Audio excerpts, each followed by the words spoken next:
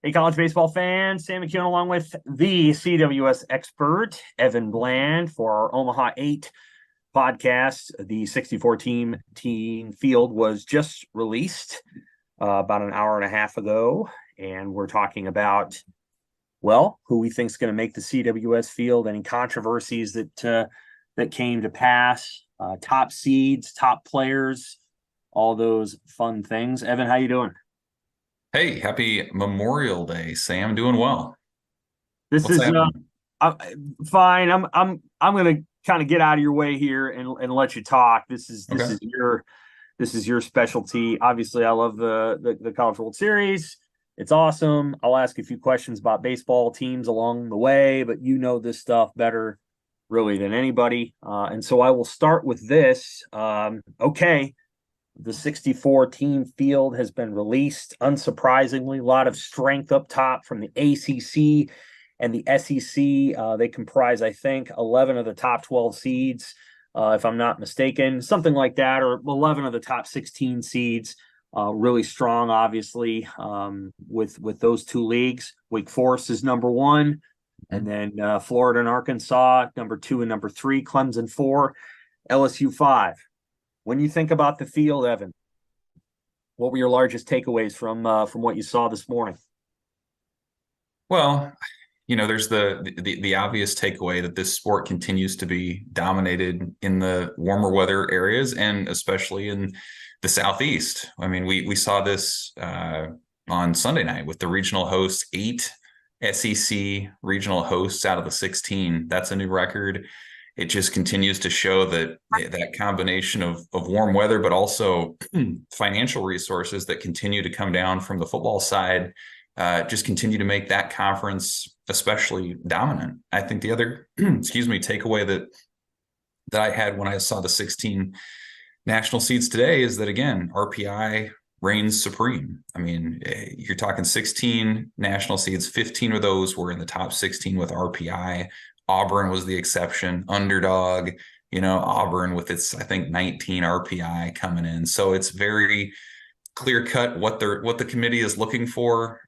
These are almost without exception, with the exception of Indiana State, these are power conference teams from warm weather climates that are dominating. And as I said, it continues to migrate from the West more so toward the East, where a lot of the football programs are. So you don't see a lot of Cal State Fullertons in dominant positions anymore. Even the Pac-12 at large, you just have Stanford as a host on the West Coast. Even the likes of Oregon State are hitting the road at this point. So I think you're seeing a shift in power that way. And we can have this conversation, I think, real quick, Sam.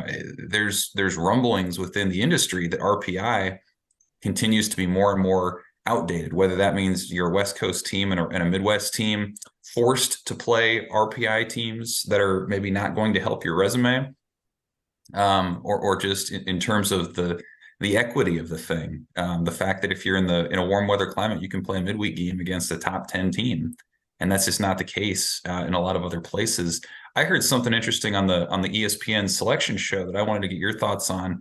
Jim Cohen, the Auburn athletic director, said he complimented what basketball has done with the NET and how they went away from RPI.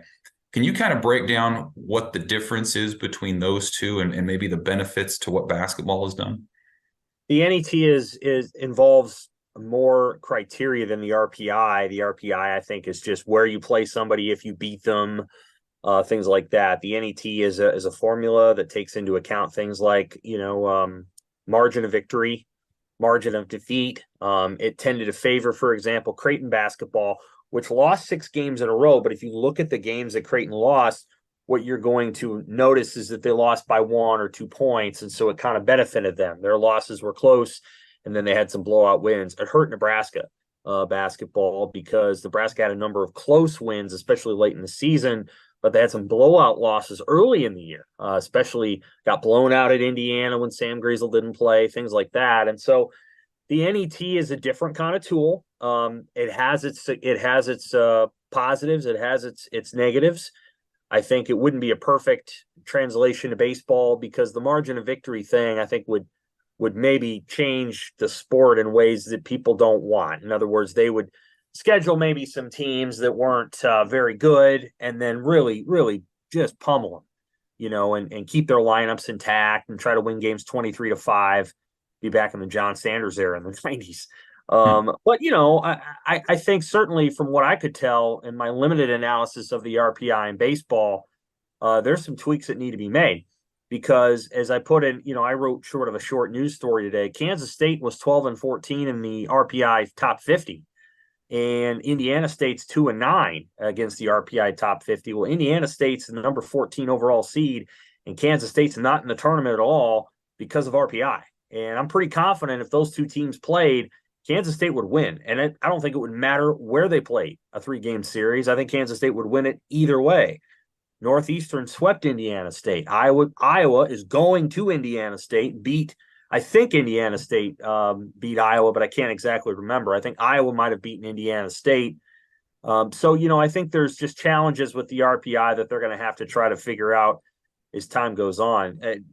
We'll get here now to some of the top seeds here in a second, but Arkansas has to be pinching itself a little bit, because you want to talk about a team that got a plum draw to the College World Series.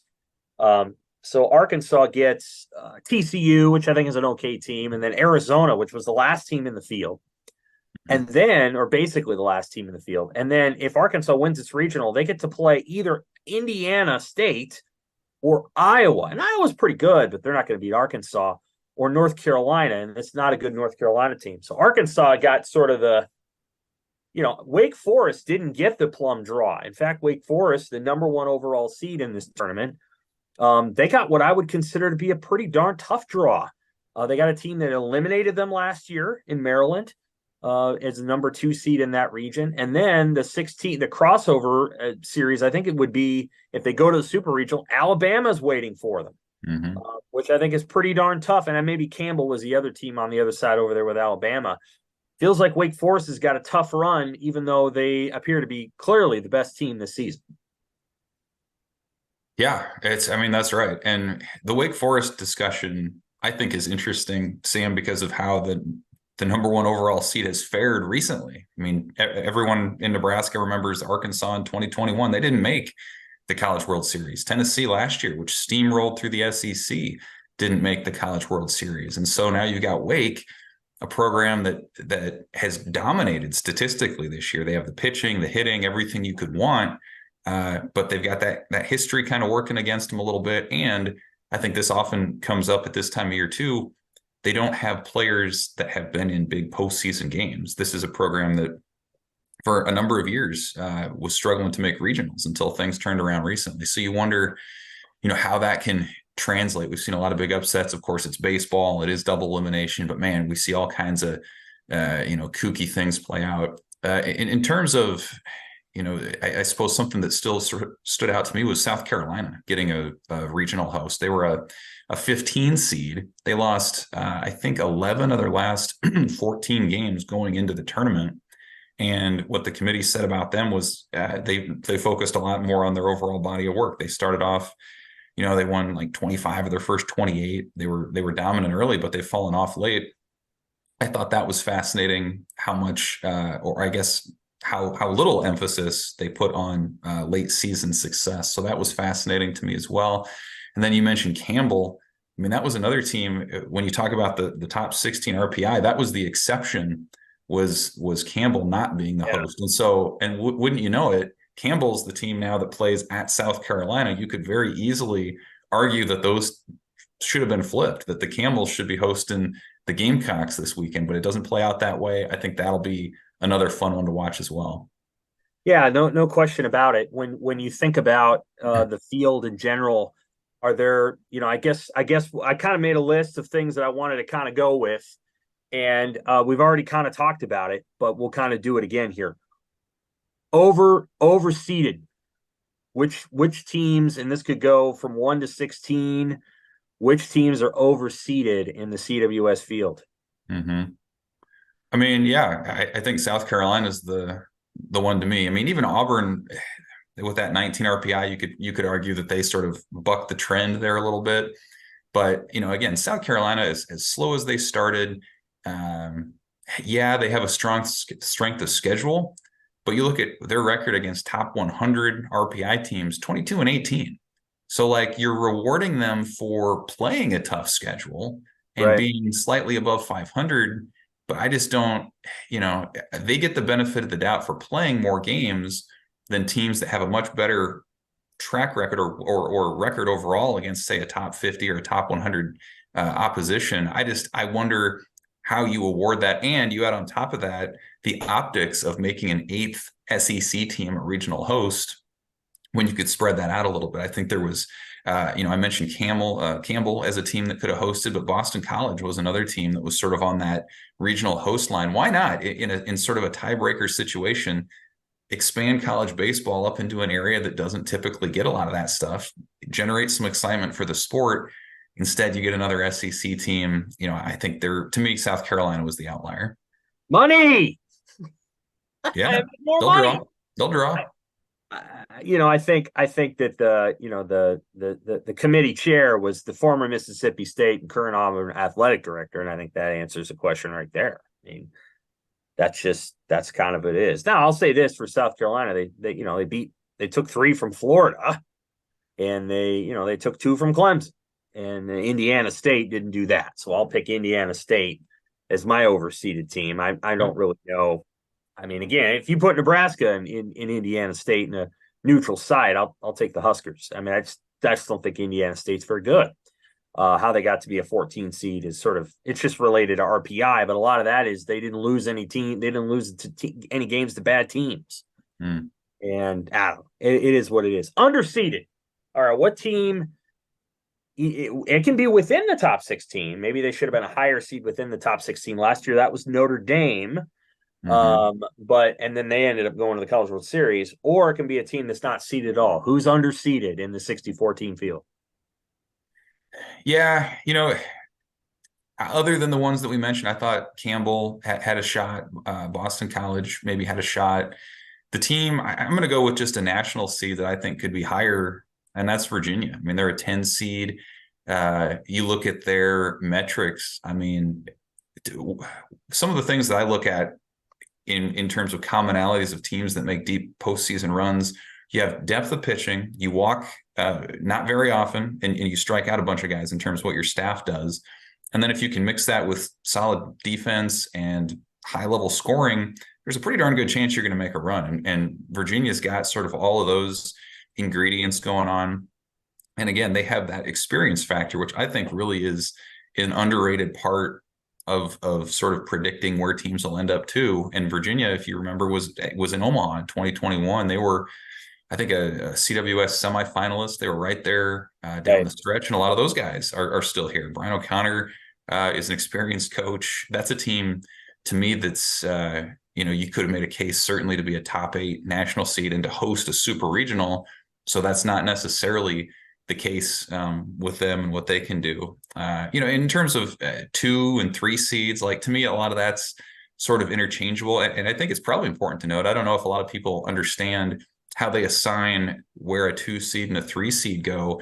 It's not, so like, if you remember, if Nebraska fans would remember in 21, when Nebraska was a 2 seed and they went to number 1 overall Arkansas, that didn't mean that Nebraska was the worst 2 seed. That just meant geographically it made the most sense for them to go there. And so I think that's important to remember when you're looking at where some of these 2 seeds and 3 seeds go. They sort of put all the seeds, the 2 seeds, the 3 seeds into a little bin, and then they sort of parse them out based on geography, which is why you see a team like Maryland, which won the Big Ten, regular season and tournament, go to Wake Forest. It's more geography than it is merit-based. So I think that's important in some of these discussions too.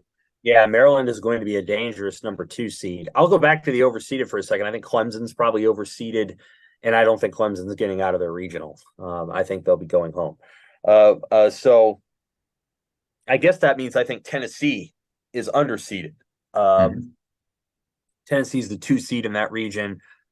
I don't know what their ranking was or what it would have been, but I think Tennessee is a team that probably has something to prove because they didn't make it to the College World Series last year when they were an overwhelming favorite.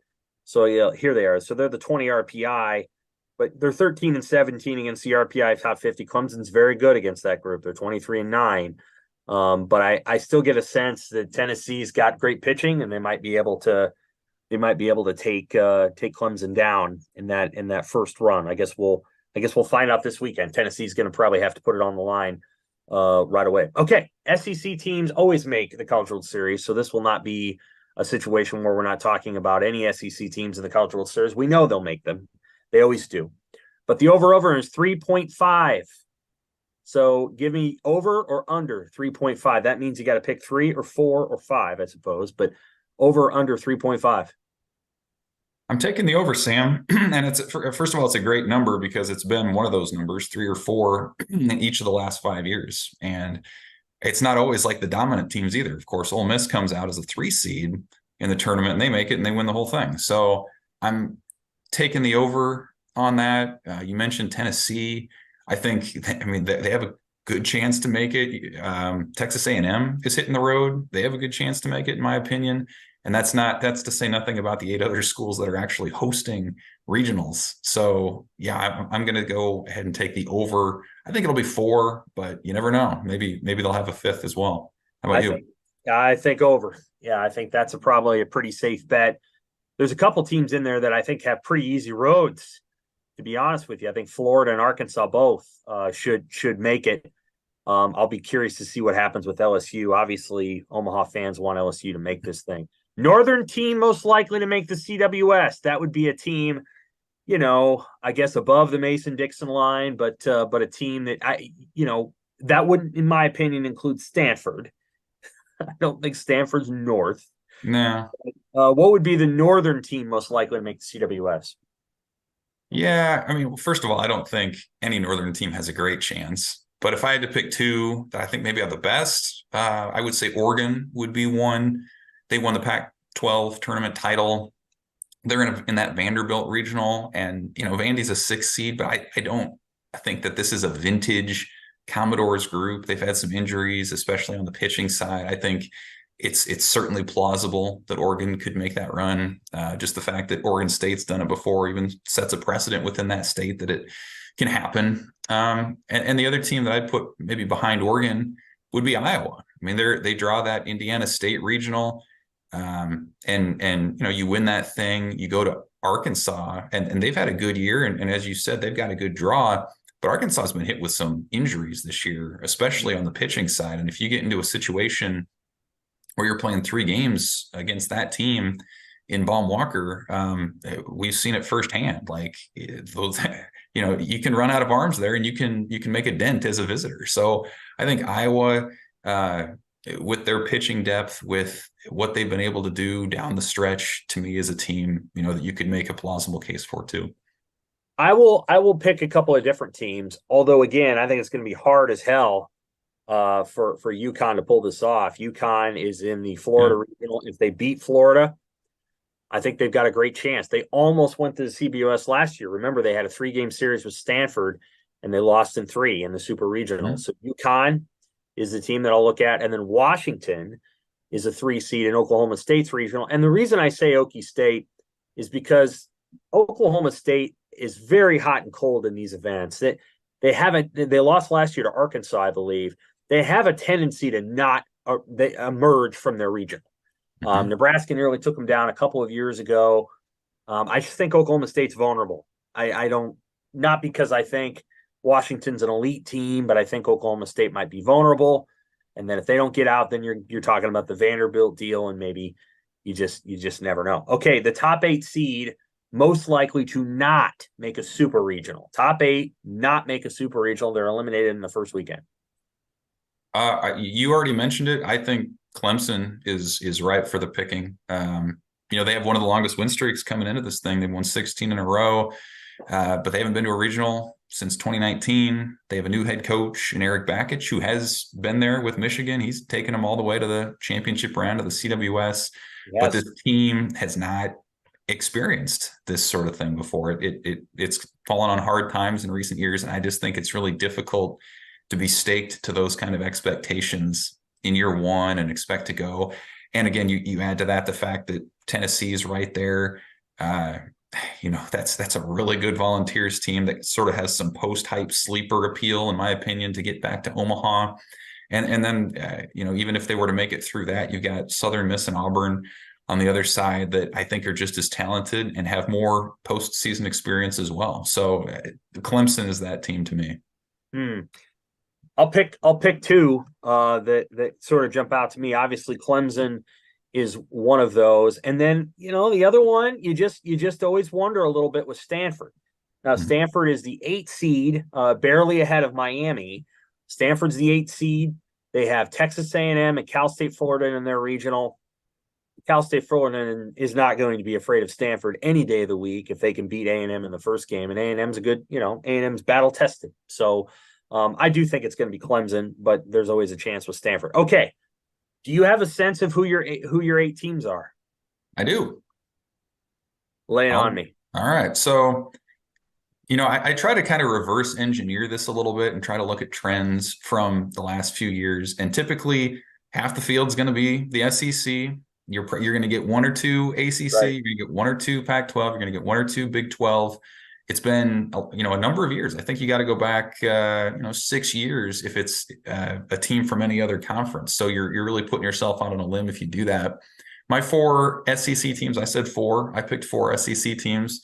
LSU, Florida, I think maybe is one of the most talented teams in the field. Tennessee as a 2 seed, I think that they find a way to get there. And then you mentioned A&M, and they fall outside the popular picks a little bit, but as you said, they're battle tested. They just made a run to the SEC tournament final. That was a team that was here last year in year 1 of a new coaching regime. That just feels to me like a team that can figure it out on the road and just not be intimidated by things. I'm going to go 2 ACC teams. I think Wake Forest finds a way to make it, even with all the struggles the number 1 overall seed has had. I just think there's too much pitching depth and quality of depth for them to miss. Virginia, as I mentioned, is just so balanced. That's a team I think makes it. Okay. I really struggled with, I picked Oklahoma State to make it from the Big 12. I was really tempted to pick Dallas Baptist. I wanted to do it, but Right. I feel like Oklahoma State, as you said, they often fall short in these situations, but they tend to do it after they've had strong regular seasons. And this was a team that didn't win the Big 12 regular season or tournament. I wonder if there's a little bit more of a chip on their shoulder in this year, and especially given the fact that they fell short at home last year. So I'm going Oklahoma as my 7th team. And then you always got to pick a 3 seed. There's been a 3 seed now into the College World Series in 10 of the last 11 years. So the odds are pretty good you're going to find somebody. And to me, I'm going to go with Arizona out of that Arkansas regional. I think Arizona, much like Ole Miss did last year, gets hot. It's a traditional power from a power conference that sort of found its stride late. I think that's a team, if you're talking about a 3 seed getting in, that's pretty dangerous to do so. So that's your list. Well, I know you got a couple more, don't you? I think that was the 8. Texas A&M, LSU, Tennessee, Florida, Virginia, Wake Forest, Oklahoma State, Arizona. All right, Virginia was the one that I missed. Okay, so Okay. here are mine very quickly. I'm going to go Wake Forest in the top half, although that could be very, very tight. I'm going to go Texas, uh, Hmm. taking out Miami of Florida, and then I don't expect Stanford to be there. I don't know who will be there, but I don't think it'll be Stanford. So Texas there, LSU. I'm in concurrence with you. Oregon State might be the number 2 team that I would pick there. I don't think Kentucky, West Virginia, Indiana, or Ball State are going to the College World Series. And then in that bottom group, I'm going to go with Tennessee, just like you. On to the other side, as I look at it, I'm probably going to go Florida. I think that's probably fair, and I think they'll beat Campbell in the Super Regional. And then, I don't know if you can just, shoot down Coastal Carolina. I'm going to go with Coastal Carolina Yeah. to make it. I'm not going to have a 3 seed in there, but if I were, it was going to be Washington. But I think Vanderbilt will be there. I think Vanderbilt will make it back, tried and tested. And then on the bottom side, I think it's going to be Arkansas. So mine are Arkansas, Vanderbilt, Coastal Carolina, Florida, Wake Forest, Texas, LSU, and Tennessee. I think I picked 5 SEC teams, didn't I? Yeah. So we agree on 4 of those: Florida, Wake, LSU, Tennessee. Okay. All And, right. I think a lot of people are rooting for LSU. LSU is, I mean, that's a team that was like the best team most of the season, number 1 team in the country. And then beyond that, Evan, they bring a lot of fans, but they have maybe the 2 best players in college baseball, or two of them. They're That's probably right. not awards, but they have the best pitcher. Everybody kind of agrees with that. And then their best player, it's not the kid that came from Florida State. It's Dylan Cruz, and Right. he's a flamboyant, mullet, flowing. He's just an he wears the sunglasses that are like this big, and yeah, I mean, you want that team up here. I don't know that they're going to win it, but it would be fun to have LSU up here. That's right. That's the other, I always think, fun part of this exercise is you look at just the fan bases that come up. I mean, LSU has people tailgating every year anyway. I think they haven't been since 2017, and this place was flooded with purple and gold. So that would be fun.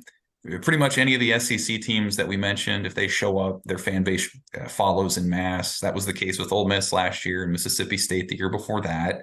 So whoever does it, is gonna rule the day, rule the field. So it'll be fun. I think you look at most of these contenders, probably with the exception of Wake Forest, they all have really big fan bases and teams that are going to travel well. And Wake's a smaller school and they haven't been, so maybe they're sort of adopted as that team if they make it, even as the number 1 overall seed. But it's going to be fun, man. I think as we continue to move further away from the pandemic and kind of feel like normal, these events continue to just be a breath of fresh air in the summer, and it's going to be a lot of fun. All right, who's the national champion? I go Virginia. They lost in the ACC final, but they've still been hot coming in. Like I said, I like the draw that they have to get to this point. They're a little more battle tested than Wake. But I think again, you look at the metrics across the board, they're just solid everywhere. There's not an area that you can say this is a weakness or you can pound this. Their coach is a veteran of this event multiple times. I just think they have all the ingredients to make a deep run and maybe dogpile in the end. This is sentimental at best, but I'm going to go with LSU. I think that would be an awesome champion for this year. I think they're a very good team. And maybe getting out of the SEC, which can be a total grind, will help them. If I wasn't going to pick LSU, I'll be honest, and this is sort of a risky pick, I'd pick Tennessee. Mm-hmm. Tennessee, I think, is awfully good. And if they can get there, their pitching is such that neither one of us are picking Wake. And Wake is really good. Like their pitching is tremendous. But I think we both have the sense that if you haven't been there, it's just hard to get it done until you've experienced it. You've got to be there a couple of times. I don't know if that was Mississippi's story, but Wake Forest is an awfully good team. One of the better teams that we've seen in a while. I just don't think they're going to win it. It'd be cool if they did. I mean, that was a team that reinvented itself. They established a pitching lab 4 years ago after a particularly gutting super regional defeat. They've had the same head coach for a long time, endured a lot of struggles as they built something there for the long term. So it'd be a cool story if they did. I just wonder, again, the experience factor. They have star power, maybe not quite to the extent of some of these other teams that we're talking about. But we'll see. And they don't probably have the fan base either that would really be able to make its presence known in Omaha as well. All right. That is our CWS Omaha 8 pre-field podcast. We'll be back here in a couple of weeks to talk about the overall CWS field when we know what it is. For Evan, I'm Sam. Thanks.